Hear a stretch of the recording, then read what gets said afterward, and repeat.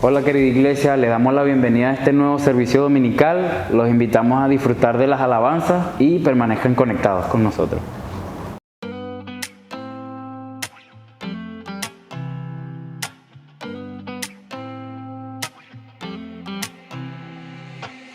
Un nuevo día encontré en ti. Tengo motivos para ser feliz, pues mi pasado se quedó atrás. Tengo razones para celebrar.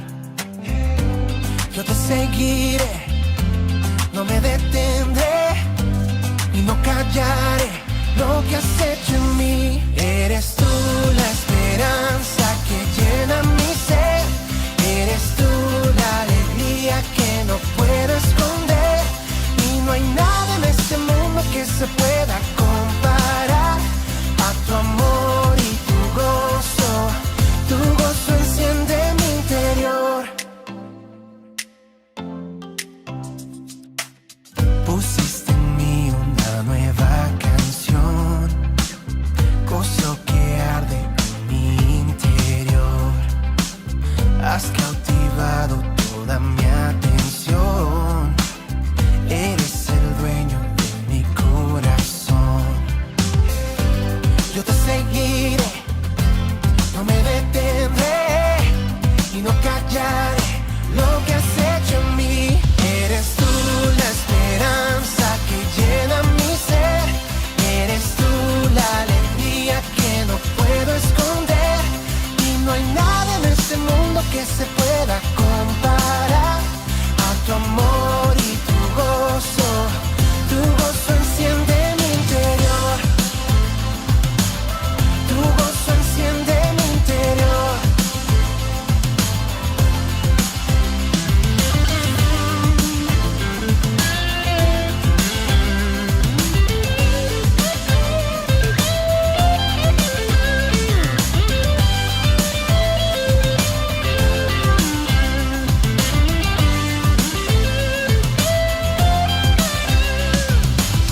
Late en mi corazón, eres mi alegría. Tengo una canción, eres la melodía. Late en mi corazón, eres mi alegría. Tengo una canción, eres la melodía. Tú la esperanza que llena mi ser. Eres tú la alegría que no puedo esconder. Y no hay nada en este mundo que se pueda comparar a tu amor y tu gozo. Eres tú la esperanza que llena mi ser. Eres tú la alegría que no puedo esconder. Y no hay nada en este mundo que se pueda comparar a tu amor y tu gozo. Tu gozo enciende mi interior. Tu gozo enciende mi interior. Tu gozo enciende mi interior. Qué bonito es alabar al Señor y poder sentir su presencia. Vamos a estar orando y espero que me acompañen. Gracias, Señor, por tu presencia. Gracias porque tú nos permites alabarte y estar acá presente escuchando tu palabra, Señor. Te damos muchas gracias y pedimos que todo lo que podamos escuchar a continuación sea de bendición para nosotros, Señor. Que tú hables a través del pastor hacia nosotros. Te damos muchas gracias. Amén. Y ahora los invitamos a escuchar la palabra del Señor con nuestro pastor Joctán. Bienvenidos, bienvenidas a la palabra del Señor, y quiero invitarlos hoy a un pasaje fascinante que nos ayuda a entender nuestro tiempo. Mateo capítulo 24, verso número 13 en adelante. Comenzaremos esta serie tal como lo hemos hecho ya el fin de semana pasado, tratando de entender nuestro tiempo, nuestro momento, y tratando de entender hacia dónde va esto y qué es lo que nos espera. Versículo número 3. Y estando él sentado en el monte de los olivos, los discípulos se le acercaron aparte, diciendo: dinos, ¿cuándo serán estas cosas? ¿Y qué señal habrá de tu venida y del fin del siglo? Miren ustedes la óptica de ellos. Ellos están preguntando por dos cosas. están diciéndole, Señor, dinos, desde la óptica de ellos, ¿cuándo es que acaba todo esto raro que estamos viendo? Pero ellos están pensando en Roma. Ellos están pensando en su mundo temporal. Ellos están pensando en el año 30, en el año 28, en el año 35 después de Cristo. Están pensando en esa inmediatez. Están pensando en el primer siglo de la era cristiana. ¿Ya? Esa es su referencia. Y por lo tanto le dicen al Señor, Señor, esto de que Roma nos haya invadido, este ordenamiento político, esto de que tenemos que tributarle a César, que nuestras platas se están yendo a Roma, que el oro que producimos, lo poco que sacamos de aquí se tenga que ir de acá, ¿cuándo acaba? ¿Cuándo termina esto? Y lo segundo que le preguntan al Señor, le dicen, ¿y del fin del siglo? Y acá tenemos que entender un poco la formación hebrea, propia, ¿no es cierto?, de las escuelas rabínicas más tradicionales, digamos, aunque hay varias fuentes, hay varios lineamientos, pero las más tradicionales. Cuando hablamos de siglo, de acuerdo a la mentalidad de ellos, no a la nuestra, repito, no estamos hablando de centurias. No estamos hablando de crono, no estamos hablando de 100 años, como lo hemos ordenado, ¿no es cierto?, en nuestro calendario actual. Estamos hablando, ¿no es cierto?, de estos grandes procesos históricos en que Dios lo inicia y lo termina con grandes eventos históricos, con grandes momentos. Entonces ellos, ¿no es cierto?, sabían que desde el día 1 que entraron a Egipto para poder capear la hambruna, ese proceso iba a terminar como siglo, como edad, como tiempo, cuando salieran de allí. Y efectivamente eso ocurrió, pero 400 años por lo menos después. Por lo tanto, eso demuestra que siglo, como lo entendemos nosotros, no es a lo que se refiere la Biblia. Entonces los discípulos le están preguntando, mira Señor, vemos en lo inmediato muchos problemas. ¿Cuándo acaba esto? Señor, y por otro lado, dinos, pues, cuéntanos. Eso que tú nos has hablado, de que todo va a terminar, de que van a acabar todas las cosas. ¿Cuándo van a acabar todas las cosas? Son sus dos preguntas, ¿no? Lo de corto o mediano y lo de largo plazo. Y luego Jesús les dijo, respondiendo Jesús les dijo, mirad que nadie os engañe, porque vendrán muchos. Esto es interesante porque la primera advertencia que Jesús les dice no es resistan, aguanten.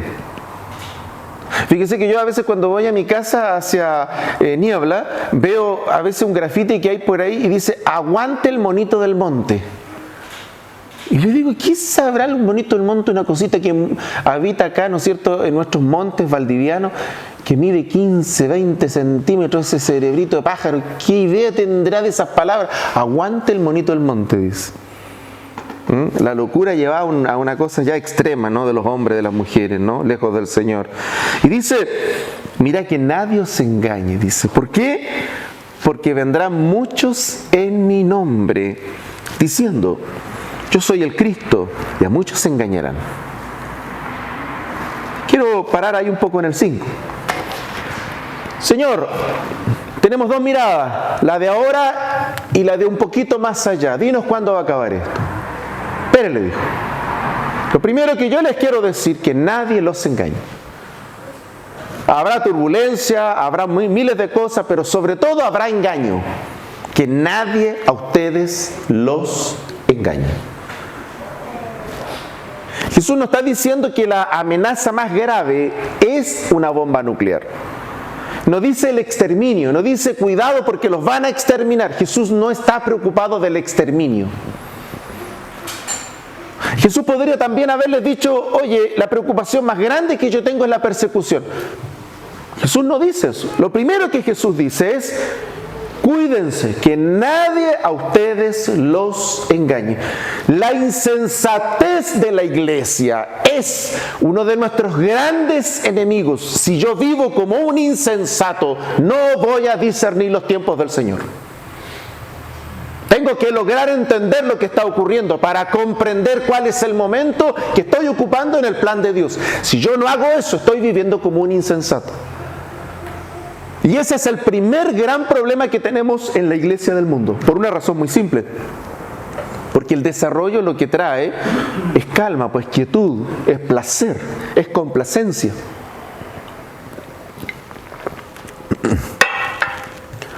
Mire, cuando hay abundancia casi no hay ni tiempo para orar, porque hay mucho. Cuando hay abundancia yo casi ni siquiera tengo tiempo para darme cuenta que el alimento que está en mi mesa realmente es una bendición de Dios. La abundancia no te deja ver eso. La abundancia no te deja de ver que cuando tu mesa está llena de todo lo que tú requieres, de todos los nutrientes, porque si no te enfermas, casi no te das cuenta, no percibes cómo Dios te cuida a través de proveerte todo lo que tú necesitas. Es como que si tiene que ocurrir nomás, porque sí. ¿Sabe? Los europeos tienen un gran problema. Se les acabó el granero, no tienen trigo. Tienen un gran problema, es gigantesco el problema que tienen. Ucrania es el mayor productor de trigo, es el granero de Europa y ya no lo tienen. Y Rusia, ustedes saben, les proporciona el gas. ¿Cómo lo van a hacer con el invierno? Y Jesús dice lo primero, que nadie los engañe. No sean insensatos. Y luego dice, efectivamente, lo que va a ocurrir. Que nadie les engañe, dice, porque van a venir muchos diciendo, yo soy la solución. Y entonces van a aparecer personajes, partidos, movimientos, y nos van a decir, yo les voy a resolver el problema. Y se han fijado que en todo el mundo, incluido en nuestro país, en todos lados del mundo hay crédulos, hay infantes, hay personas que creen el discurso. Sí, así va a ser. Es como una droga, se drogan, no se dan cuenta de la realidad. Y dice Jesús, cuidado con que los engañen a ustedes, porque van a venir muchos Cristos, van a venir personajes, van a venir líderes, van a venir Cristos, van a venir ungidos, gente que va a empezar a decir, esta es la solución. Hagamos esto. Fíjese que ya por algunos ahí ya empezaron a hablar de una fuerza mundial, que ahora tiene que haber un pacto mundial, que ya no nos serviría un pacto local, que la OTAN, que no sé qué, que ahora necesitamos un pacto mundial. Ya algunos empezaron a hablar del pacto mundial. Vendrán muchos Cristos, dice, vendrán muchos trayéndonos la forma de cómo salvar la situación, dice, y a muchos engañarán. Y a muchos engañarán. La gente les va a creer. La gente les va a creer. Acá en nuestro país todavía hay gente que cree que nos pueden resultar las cosas que se hacían hace 80 años atrás. Es increíble. Les decía a mi hijo estos días, hay gente que no tiene idea de lo que es leer un periódico, menos tiene idea de lo que es leer un libro. No saben, no entienden lo que hablan. Y dice que a muchos se engañarán. Y ahí está el problema. Porque cuando son pocos no es problema. El problema es cuando son muchos y la multitud cree que tiene la verdad. Ahí está el problema. En el sitio tú podrías hablarnos un día, pero con extremo detalle, cómo pasó en tu país, ¿no? Y cómo pasaron de unos pocos a muchos pensando que tenían la verdad, ¿no? ¿A cuánto llegó el porcentaje más alto de votación en su momento en el sitio? Yo recuerdo, no sé si fue cerca del 80 o por ahí, de la gente que apoyó, ¿no? ¿Estoy bien o estoy mal? Sí, más del 85%. Más del 85%. O sea, hubo un momento en que el 85% de la población dijo, esto está bien, hagámoslo. Mire lo que pasó. No estamos, perdónenme, nosotros no estamos inmunes. Hay que orar. Hay que buscar al Señor. Hay que hacer eso. No podemos estar ahí impávidos, necios. Que pase el tiempo, total, es problema de otros. No, no es problema de otros, nos va a afectar. Tenemos que orar. Tenemos que orar. Dice que a muchos se engañarán. Y ya nos dimos cuenta que si engaña unos pocos, ¿cuál es el problema? Puedo tener grupitos, pero si engaña mucho, es un problema y grave. Eso está diciendo. Y luego dice, miren el 6, y oiréis de guerras y rumores de guerras. Mirad que no os turbéis. Esto es increíble. Esto es increíble. Quiero parar aquí. ¿Cómo es posible que Jesús nos diga que frente a una guerra y a un rumor de guerra dice, no os turbéis?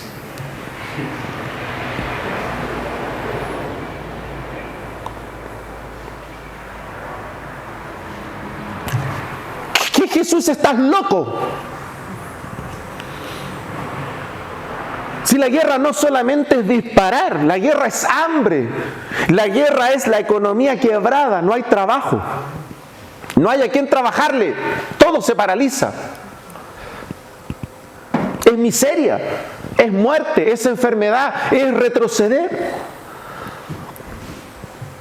Y Jesús está diciéndonos que la primera gran preocupación es el engaño. La primera gran advertencia es no vivan insensatamente. La segunda gran advertencia es no turbarnos. ¡Qué increíble lo que Jesús nos está diciendo! Jesús está diciendo, vamos a vivir tiempos muy complejos, muy difíciles, que nos va a ser muy complejos aún nosotros, teniendo a Cristo, procesarlos. Aún para nosotros leerlos es difícil. Imagínense para los que no tienen a Cristo.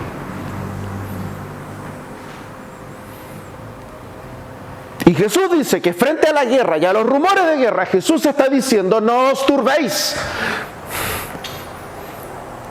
Lo que Jesús está diciendo es que yo tengo una posición, tengo una manera de entender el plan de Dios, la historia, analizo mi momento desde el punto de vista de la palabra. Pero el problema está cuando la guerra la tengo encima o cuando esa guerra puede afectar o no mi entorno. Y entonces Jesús está diciendo, cuando escuchas esto, no te muevas de la palabra.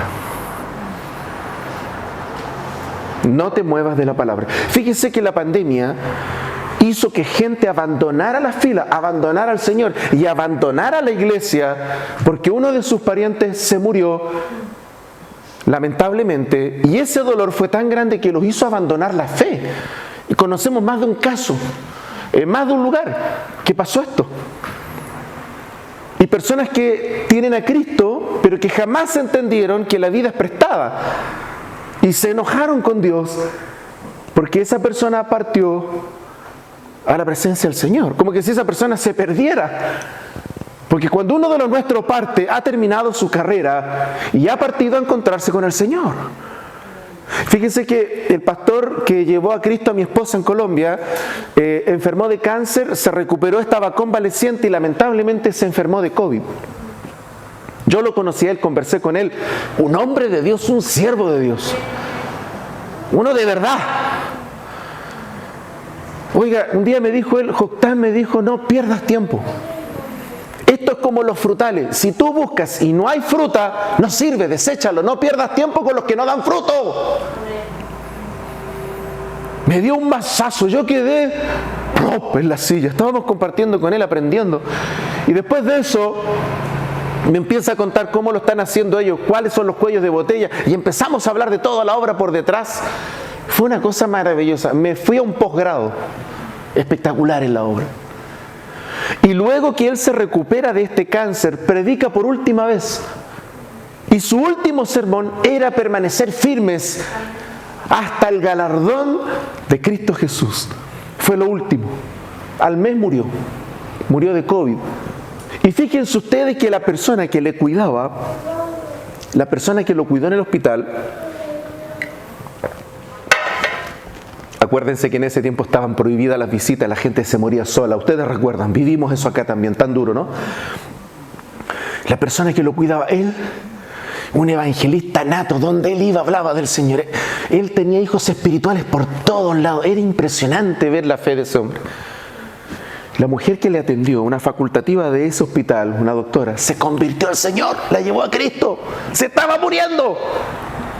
La llevó a Cristo y cuando ya él no pudo hablar, lo entubaron y entró en coma Entonces ella, de ahí de la sala donde él estaba agonizando, llamó a la familia para que se despida.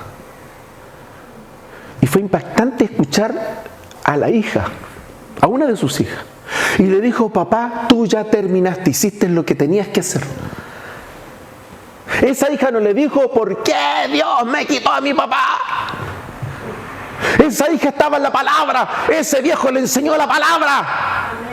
Y esa hija le dijo: papá, tú me enseñaste que tenías que llegar a la meta y tú estás llegando a la meta y lo hiciste bien. Ahora ve al encuentro de tu Padre eterno, descansa, que nosotros aquí seguiremos fiel y nos haremos cargo de la mamá. Amén. ¡Qué tremenda la hija! Amén. Y el papá expiró y se fue. Amén. Gloria al Señor. ¡Qué diferencia cuando no te mueves de la palabra! Cuando tú permaneces en la palabra, Dios te va a honrar, Dios te va a levantar y Dios te respaldará en lo que hagas. No os turbéis. No permitan el engaño y no os turbéis. Querida iglesia, vamos a enfrentar turbulencias mucho más grandes y vamos a tener inestabilidades potentes. Van a haber costos sociales, pero también van a haber costos en la forma como entendemos, la manera en que hemos hecho las cosas, y no podemos evitar que nos afecten. También nuestros trabajos, también nuestras familias. Es inevitable. No podemos evitar que el sol solo le dé a las buenas plantas. El sol también le da a la maleza. Sale para todos. No podemos evitar que la lluvia solo riegue las buenas plantas y los árboles frutales, los manzanos que tanto me gustan. Pero también esa misma agua provee agua a la maleza. Y a veces lo que para nuestros ojos es simplemente maleza es el alimento que nuestro Padre le da a toda la creación. Porque no entendemos todo, ¿no? Interpretamos lo que entendemos nomás. Y hasta por ahí, pues no entendemos el plan perfecto de Dios. Porque ese es un gran problema humano, querer entender todo lo que Dios hace, querer meternos acá al plan de Dios. Es ridículo, absurdo. ¿Cómo vas a querer entender el plan del Creador? A lo más podemos comprender el plan de salvación y por eso accedemos a la salvación porque hemos entendido su obra. Solo que tenemos la petulancia de querer entender todo el plan de Dios, como que si Dios me tenga que rendir cuentas a mí. Ya, Juan, sí, tú tienes razón, tú mandas. Hijo, no te enojes conmigo porque si tú te enojas conmigo todo mi plan va a temblar. Y yo veo a veces a cristianos que tienen esa relación con Dios. Po. Es que si Dios no me responde, ¡chachán! Se las va a ver conmigo. Entonces a veces me imagino a Dios arrinconado ahí temblando. Hijita, te voy a responder para que no tengas más pataletas. No, o sea, a Jonás lo tomó y lo mandó abajo en el agua. Si tú eres de Él, yo soy de Él, tus hijos son de Él, lo que tú tienes es de Él. Y Él determina lo que ocurre con lo que tú tienes, no lo determinamos nosotros.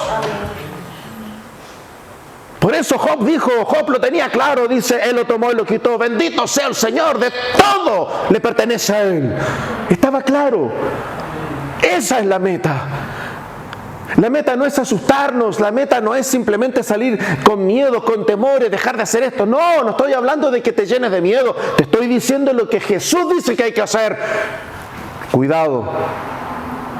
No vivan torpemente, no vivan sin estar atentos a lo que ocurre. Y dos, no podemos vivir perturbadamente. No nos tenemos que mover de la palabra del Señor. Mire, usted puede que no entienda todas las cosas, no se preocupe. Pero la Biblia dice que Dios vino para rescatarnos y perdonarnos. Por lo tanto, las cosas que vienen, que son horribles, la Biblia dice que vendrá tribulación que nadie nunca la ha vivido.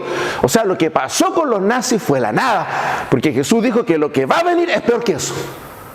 Por lo tanto, lo que va a venir, porque va a gobernar Satanás y se va a apoderar del mundo y no va a haber nada contra esa fuerza, lo que va a venir es terrible. Lo lindo es que por eso Él nos salvó. nos va a salvar de la ira venidera. Así que no te preocupes, no se trata de que entiendas todo plano a plano. No es mi trabajo como pastor. Mi trabajo como pastor es lo que Jesús nos enseñó. No nos dejemos perturbar y no nos amedrentemos, no nos movamos de la palabra. No te sostiene tu empleador, te sostiene el Señor. Aleluya. Gloria al Señor. Amén. Él es tu sanador. Puede usar los medicamentos, pero claro, si todo es de Él. Puede usar la hierbita, pero claro, si todo es de Él. Yo he visto milagros de gente que tomó una hierbita, milagros, y Dios los ha mandado a tomar una hierba. Y van otros a tomar la misma hierba y no pasa nada. Él es el dueño de todo. Él dice lo que hay que hacer y cómo hay que hacerlo. No te muevas de la palabra. No te muevas de lo que Dios te habló. No te muevas de lo que Dios te dijo. Si Dios te habló, estate tranquilo. Las pruebas van a pasar y Dios se va a glorificar. Al final Él se va a llevar la gloria. Pero no te muevas de la palabra de Dios. Amén, iglesia. Gloria a Dios.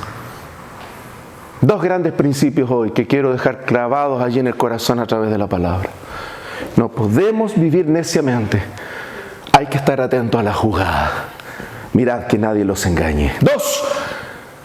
No se muevan de la palabra del Señor. Ahí vamos. Hasta ahí quedamos por hoy día. Tenemos mucho que hablar. Vamos a trabajar mucho esto. No se preocupen. Lo vamos a abordar todo. Pero hoy hemos aprendido dos grandes principios.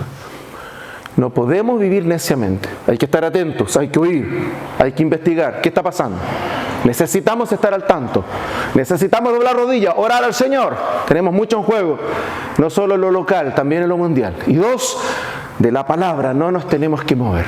Nuestras emociones nos pueden decir una cosa, pero de lo que no hay que moverse es de la palabra. A Jesús, en sus momentos más difíciles, sus emociones en la cruz le dijeron: Padre, ¿cómo quisiera yo salir de acá? ¿Cómo quisiera yo que hubiera otra manera? Mis emociones me dicen, hagámoslo de otra forma. Y luego Jesús reacciona y vuelve a la palabra. Y Jesús dice: pero Padre, no se haga como mi corazón quiere. Porque ese es un gran problema de la iglesia. La iglesia muchas veces ha caminado en torno a un Dios que le concede todas las cosas lindas. Entonces, pareciera ser que es como el capitalismo moderno. Entonces, mientras todas las cosas lindas pasan, está todo bien con Dios. Vienen las pruebas y está todo mal con Dios. No, si Dios está en control de la prueba. Dios está en control de la prueba. Y si somos fieles a Dios, al final de la prueba la fe va a estar mucho más fortalecida.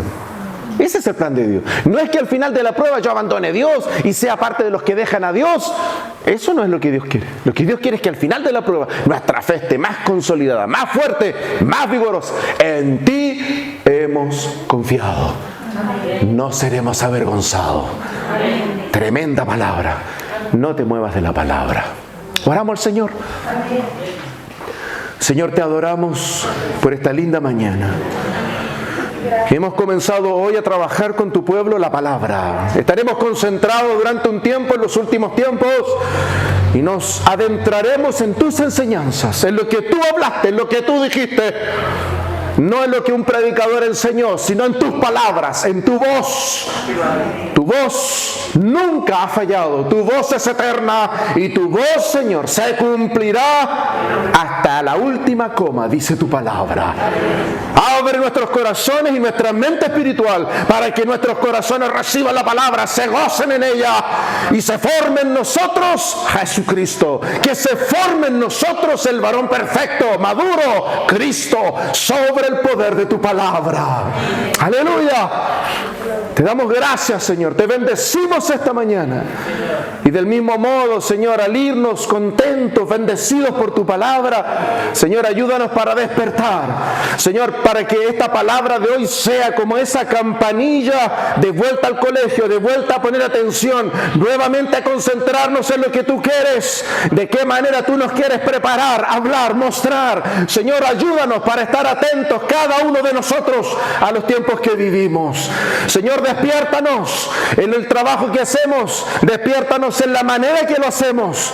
Cada uno de nosotros tiene una dinámica, tiene una forma, pero Señor, tú conoces lo que viene para cada uno de nosotros. Despiértanos y muéstranos las amenazas, los peligros que vienen, las cosas que pueden ocurrir. Avísanos, ayúdanos para que el oído se sensibilice, ayúdanos para que la humildad esté en cada uno de nosotros y podamos discernir tu voz dulce, Señor, esa voz del pastor de los pastores y que quiere conducirnos hacia tu corazón. Tu gracia nos ayude para permanecer siempre firmes sobre tu palabra y que nada nos mueva de allí. Gracias, Señor, tu bendición hermosa, tu presencia sobre todos nosotros, y al irnos nos vamos con el júbilo de la canción, de la alabanza y de la adoración, y te damos gracias porque estar juntos siempre será tu corazón. Amén. Amén. Gloria al Señor. Vámonos cantando, demos gracias al Señor, pidamos en nuestros hogares no se desconecten de lo que hablamos, y les quiero recalcar, por favor, pónganse en contacto con Misericordia. Comenzamos hoy y terminamos cuando el Espíritu Santo nos diga, levanten la oración. Amén. Si esta predicación fue de bendición para tu vida y sentiste que el Señor tocó tu corazón, te invito a orar con nosotros. Gracias, Padre Santo, por tu presencia. Gracias por la palabra que tú nos has entregado hoy, Señor.